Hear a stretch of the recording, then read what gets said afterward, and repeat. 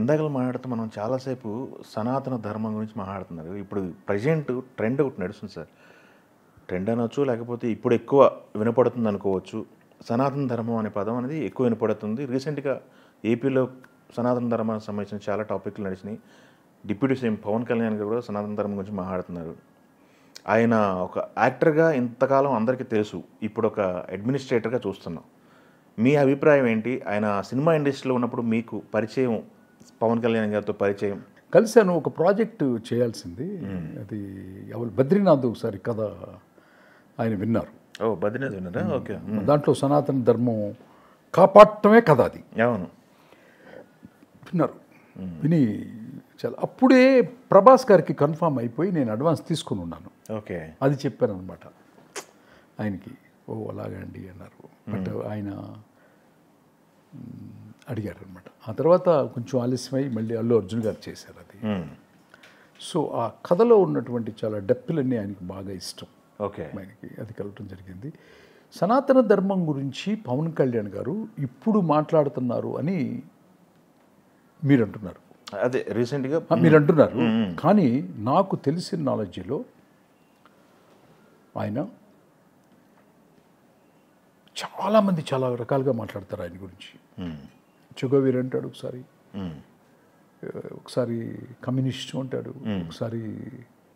కానీ టోటల్గా మనం డీకోడ్ చేస్తే ఆయన్ని ఒక ఒక ఒక స్క్రిప్ట్ రైటర్గా నేను మాత్రం డీకోడ్ చేసి ఒక్క వాక్యం మాత్రం నేను చెప్పగలను ఆయన గురించి. ఆయనే ధర్మాత్ముడు. ఆయన లోపలే ఒక విప్లవకారుడు ఉన్నాడు, ఒక ధర్మాత్ముడు ఉన్నాడు. అందరూ బాగుండాలి అన్నటువంటి ఒక సంకల్పం ఉంది. మీరు చూస్తున్న ఈ 10% పవన్ కళ్యాణ్ గారిని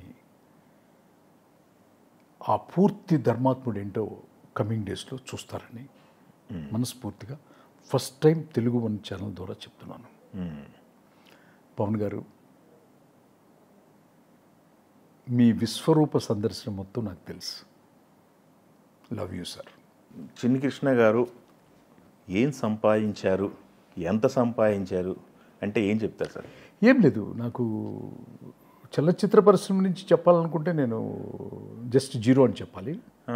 మా తల్లిదండ్రులు సంపాదించినవి, మా గ్రాండ్ ఫాదర్ మాకు ఇచ్చిన ఆస్తులు, తెనాల్లో ఆ పొలాలు, అవి వాటి రేట్లు పెరగటం తప్ప నేను పెద్ద ఏమనంటే ఇండస్ట్రీ నుంచి పెద్ద తీసుకోలేదు.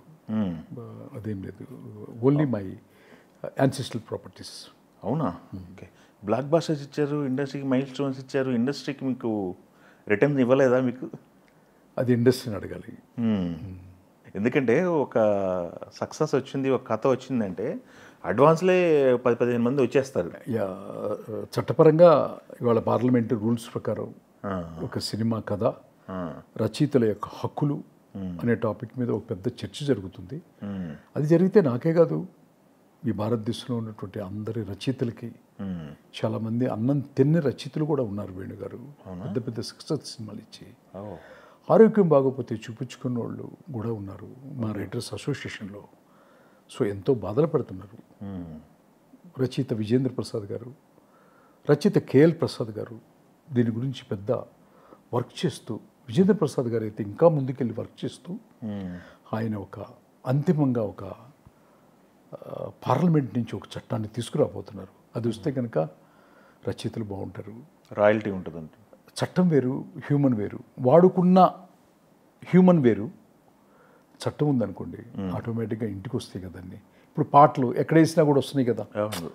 అట్లా ఒక రచయితకి అతను రాసినప్పుడు ఆస్తిలాగే మనకి ఇంటిలాగే, ఇల్లు మన కొడుకో మనవడుకో మనవరాళ్ళకో తరతరాలు అట్లా వెళ్ళిపోతుంది కదా. అట్లాంటి హక్కు కూడా అతి తొందరలో రాబోతుంది.